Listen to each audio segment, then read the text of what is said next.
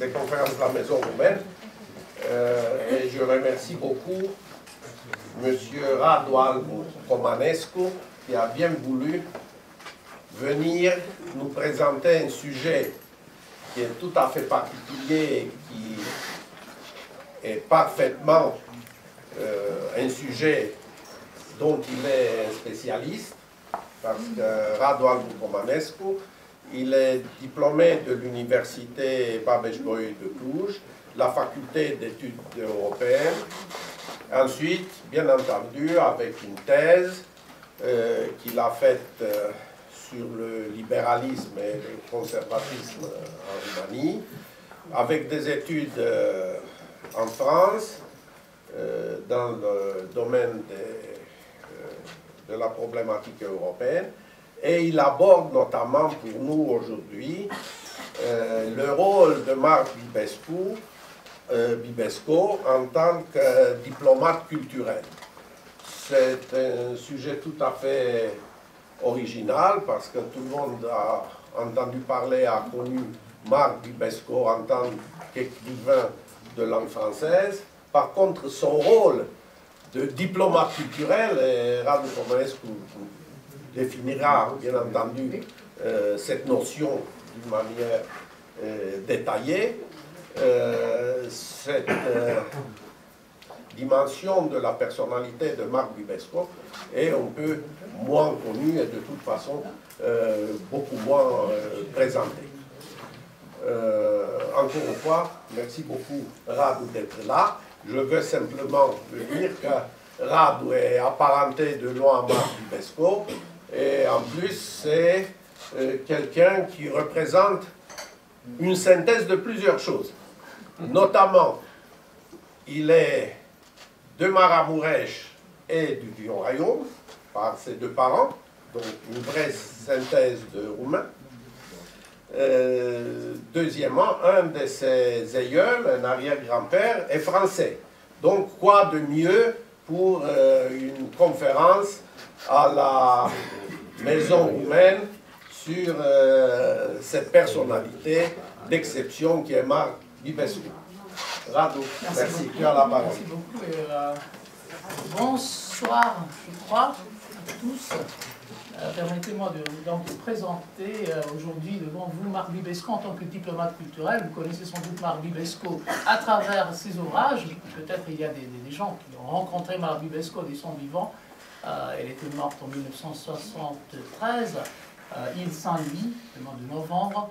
Donc, une personnalité que nous connaissons aujourd'hui à travers ses livres, mais aussi grâce à ses biographes. Gyula Ludwigsburg d'un côté et Christine Sutherland, disons d'un côté anglo-saxon. Charles de Gaulle lui écrivait en 1970 « Vous êtes l'Europe pour moi ». Et effectivement, elle était l'Europe, puisqu'elle avait mené une vie européenne que nous connaissons, je disais, grâce à ses biographes. Mais elle était aussi femme de culture, d'un grand charme, esthète et écrivain. Pendant toute sa vie, qui couvre presque 87 ans, elle fit partie d'un monde élitiste où s'entrecroisaient l'aristocratie, les hommes d'État et les intellectuels de l'Europe. Elle fut l'amie, la confidente, parfois intime, des monarques européens, des hommes politiques de l'Europe occidentale ou bien des écrivains et des lettrés. Cependant, si la vie sociale et littéraire de Marc Bibesco est connue, son activité politique de type diplomatique, ou bien paradiplomatique, dirait-on aujourd'hui, a été moins étudiée, même si elle faisait partie d'une conception plus grande que Marc Bibesco avait de l'Europe. Or, cette activité paradiplomatique, discrète, ingénieuse, subtile, était dédiée à la Roumanie. La généalogie au service de l'histoire. Marc Bibesco est né Lahovari, dans une famille politiquement influente. Très tôt, elle a pu discerner les réalités politiques qui préoccupaient sa famille, les Lahovari étant la famille politique conservatrice la plus importante de Roumanie, comparable aux Bratiano, qui étaient, eux, les leaders libéraux. Ils étaient toujours des politiciens actifs. Le père de Marthe, Jean Lahovari, avait servi comme ministre des Affaires étrangères et ministre de Roumanie en France. Son oncle, Alexandre Lahovari, avait été à plusieurs reprises ministre de la Justice, ministre de l'Agriculture, de l'Industrie et ministre des Affaires étrangères. Son oncle, Jacob Lahovari, avait été ministre de la Guerre et encore une fois ministre des Affaires étrangères. Sa mère, Emma Mavrocordat, appartenait à une dynastie princière d'origine grecque, régnant sur la Moldavie et la Valachie au XVIIIe siècle, illustrée par des grands noms tels que Alexandros Mavrocordatos, Dragman, ministre des Affaires étrangères de l'Empire ottoman pendant presque 40 ans. Son mariage avec une descendante de la dynastie fondatrice de Moldavie, à côté de l'union précédente de son père avec une princesse douairière de Valachie, avait positionné les Mavrocordat parmi les héritiers hypothétiques au trône des pays roumains, position qu'ils ont su habilement maîtriser pour fonder une dynastie régnante marquée par des fortes personnalités tout au long du XVIIIe siècle. Cultivé et raffiné, avec une touche d'excentricité, collectionneur d'art et de livres, les Mavrocordat se montreront aussi attachés à l'idée de bonne gouvernance que Constantin Mavrocordat, le troisième souverain de la famille, illustra en octroyant des constitutions à la Valachie et à la Moldavie en 1740, dont celle de Valachie publiée dans le Mercure de France en 1742. Et donc, c'était à Marthe de conclure, je cite, « J'avais en naissant deux familles. L'une était dynastique, l'autre politique. L'une régnait autrefois, l'autre gouvernait à présent. » Cette histoire de famille qui s'entremêle à l'existence historique et politique des principautés roumaines depuis le XVIIe siècle allait s'enrichir par le mariage de Marthe Bibesco, Larovari avec un cousin, Georges Valentin, le quatrième prince Bibesco. Ce mariage allait offrir donc à Marthe Bibesco une dimension sociale supplémentaire et un cadre européen élargi où elle sentait pouvoir s'exprimer au nom de son propre pays de la manière d'un diplomate. Quelques années plus tard, Louise Weiss, journaliste et femme politique française, allait observer, je cite, de ces innombrables et glorieuses alliances, Marthe Bibesco avait dressé une carte faite uniquement des courants sanguins. Les hauts lieux du continent se trouvaient ainsi reliés par des fleuves lui appartenant en propre et dont elle aimait chanter l'histoire. Entourée par la résonance historique des familles alliées au Bibesco, au Brancovin et au Stirbeil, avec sa passion pour l'histoire gravée dans son esprit depuis ses jeunes années, pour Marthe Bibesco, la politique et la diplomatie étaient une responsabilité à la fois agréable et gratifiante. Elle sait qu'elle peut avoir sa contribution à l'histoire de son pays et donc à l'histoire de l'Europe. Elle aime cela. Même si elle ne peut pas le faire de la manière directe de ses ancêtres souverains, directement appliquée, ni dans la manière de son père ou de ses oncles, elle semble avoir choisi de s'inspirer gracieusement de Chateaubriand, à bien des égards son modèle. Et encore, contribuer à l'histoire de l'Europe, mais aussi discerner la suite des événements, la direction qu'il fallait prendre, calculer les risques, déchiffrer un peu la signification profonde, un peu mystique des événements, était un exercice intellectuel auquel elle aimait s'adonner. D'où cette préférence pour la grande politique, celle que le temps consacrait et immortalisait, celle qui restait dans l'histoire. Là où les envieux n'ont vu que du snobisme, il s'agissait en réalité d'une préférence, d'une option toujours plus exclusive, d'une prédilection de Marthe Bibesco pour ceux qui façonnaient l'histoire. Or, ce cercle va toujours s'élargir pour inclure les noms prestigieux de la royauté et de la politique européenne. Le prince Ferdinand de Roumanie l'appréciait beaucoup, le roi Alphonse XIII d'Espagne l'affectionnait, le prince héritier Guillaume de Prusse ne cachait pas sa préférence pour elle.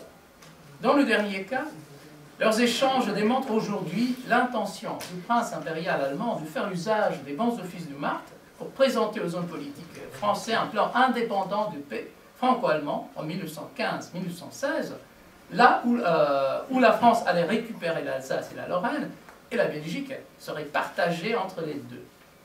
Marthe Bibesco lui répond immédiatement que le gouvernement français ne pourra jamais accepter une telle partition. Un esprit cosmopolite et d'ouverture diplomatique caractérise la vie sociale de Marthe Bibesco. Dans son château de Mogoșoaia, à quelques kilomètres de la capitale, ou dans le manoir de Posada, dans les Carpates, la princesse reçoit les diplomates étrangers accrédités à Bucarest, les ambassadeurs de France, il y a un ministre plénipotentiaire, d'Angleterre, d'Allemagne, de la Suisse, les diplomates français, britanniques et italiens qui traversent l'Europe à l'époque de la Société des Nations. La personnalité de Marthe Bibesco, la conversation, la cuisine, l'histoire des résidences Bibesco-Brancovin attirent une société internationale, je cite toujours Louise Weiss, une jurande cosmopolite de ministres, d'écrivains, de millionnaires et d'inventeurs, qui fait, lui, Barthou, ministre français des Affaires étrangères, parler d'une deuxième Société des Nations ou d'une deuxième Genève à Mogoshaya. Or, cette sophistication, sa manière de comprendre et d'analyser le contexte, la proximité avec les milieux politiques de l'Europe, font que, parfois, Marc Bibesco soit un messager diplomatique privilégié. C'est parfois par elle que Ramsay MacDonald, le Premier ministre britannique, un ami, ou bien Léon Blum, le Premier ministre français, transmettent des messages au gouvernement roumain vers la fin des années 1920 et 1930. En 1942, c'est par Marc Bibesco que l'ambassadeur des États-Unis à Berne, Leland Harrison, auparavant ministre des États-Unis à Bucarest, notifia au gouvernement du maréchal Antonescu l'opposition américaine à la guerre de Roumanie contre l'Union soviétique, portée outre les frontières de Roumanie de 1940. La diplomatie par les lettres. Voilà la méthode de Marc Bibesco. D'abord, elle se conçoit comme européenne. Même si elle les comprend, elle n'aime pas les nationalismes, peste de l'esprit, car le nationalisme, peu importe le pays de son origine, altère ce que Marc Bibesco aime, l'unité de l'Europe.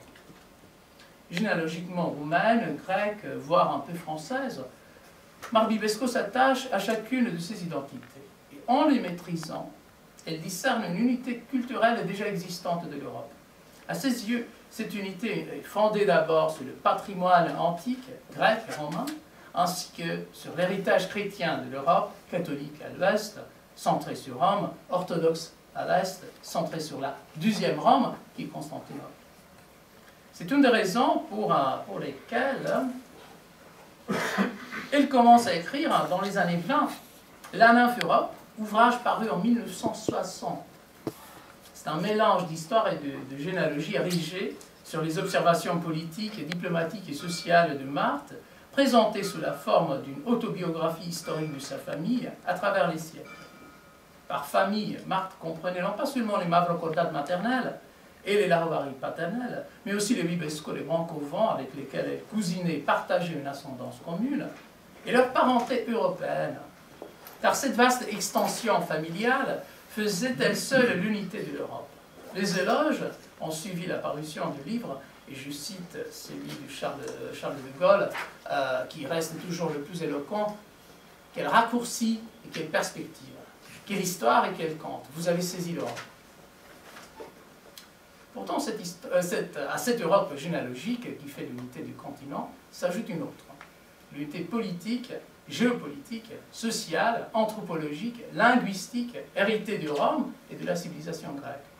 La Roumanie y est parfaitement intégrée, tel que Marc Bibesco le démontre en Izvor, Pays des Sols.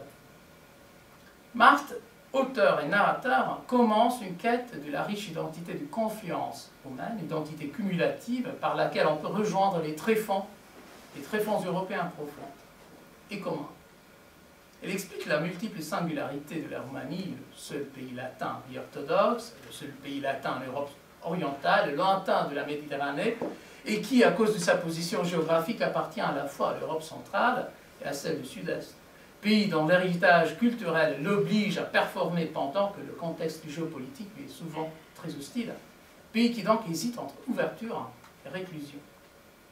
Izvor, Pays des Sols, excelle par ce regard d'anthropologue culturel que la princesse jette sur les traditions et le folklore roumain, qui ne fut d'ailleurs jamais si bien transposé en français, si bien interprété, compris, décrit ou comparé.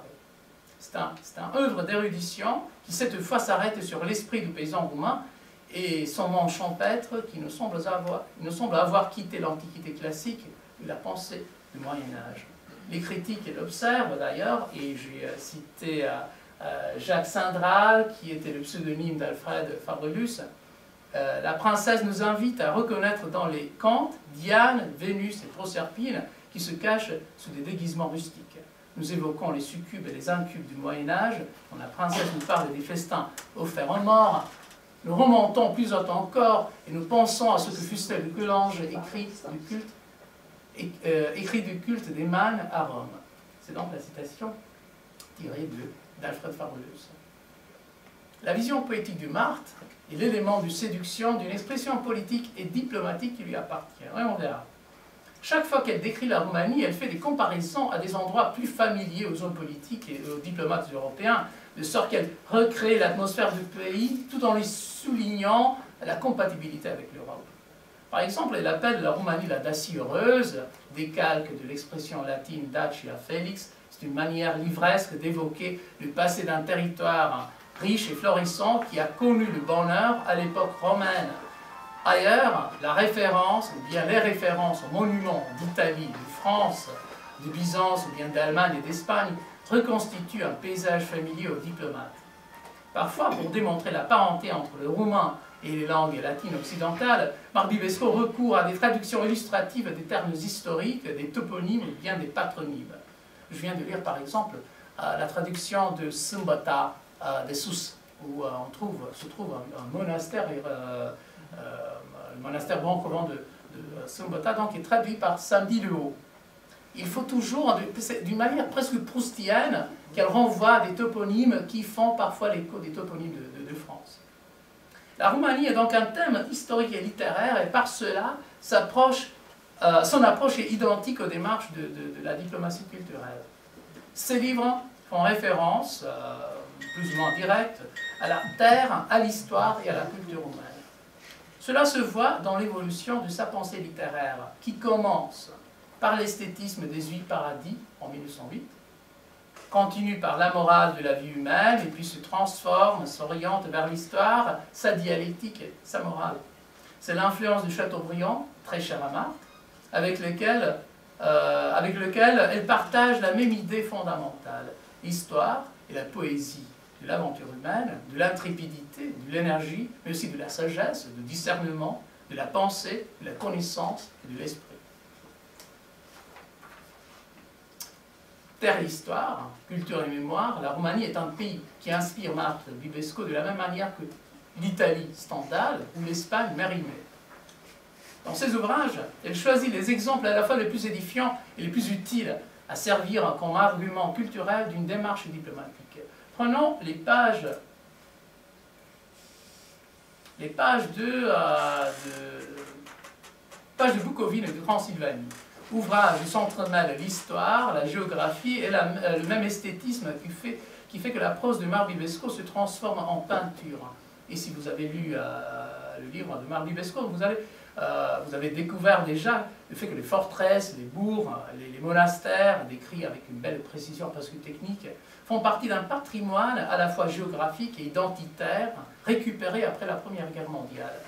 Or, l'ouvrage de Marc Bibesco se constitue encore une fois en plaidoirie qui explique l'unité fondamentale de la terre roumaine, et voilà donc la Roumanie des années 30, des années 20, des années 30, accomplie et achevée en 1919 suite à une guerre où l'alliance avec la France et la Grande-Bretagne avait été, et s'était prouvé, essentielle.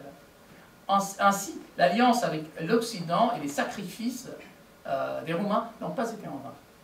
Il faut ajouter cette relation affective de Marc Bibesco avec la Transylvanie, pays de collines qui ressemble à la Toscane, et qu'elle aime, je cite, pour son latinisme aigu, pour sa noblesse, son austère fidélité, sa logique religieuse, son gréco-catholicisme, fils et filles de Rome qui reconnaissent leur mère. C'est une terre occidentale par la position géographique, terre deux fois impériale, romaine et autrichienne. N'oublions pas que l'Autriche était la continuatrice de l'idée impériale romaine en Europe. Terre donc profondément ancrée dans l'histoire de la nation roumaine pour qu'elle puisse, à juste titre, être accordée aux Roumains suite au traité de Versailles. Marthe Bibesco se fait plusieurs fois, à travers ses livres, l'avocat d'une histoire qui devait donc être glossée, éclairée, exprimée, avocat de cette Roumanie qui est la grande Roumanie des années 1920-1940. Car n'était-il ce pays l'aboutissement d'un processus historique commencé depuis des siècles, auquel ses ancêtres avaient contribué? Cette Roumanie qui a su renaître politiquement et culturellement devait prospérer et s'épanouir à l'ombre d'une Europe plus forte et plus sage, et animée par un esprit d'unité et de concorde. Dans ce but, il fallait que la Roumanie soit proche de l'alliance anglo-française, restant sous la protection des deux puissances.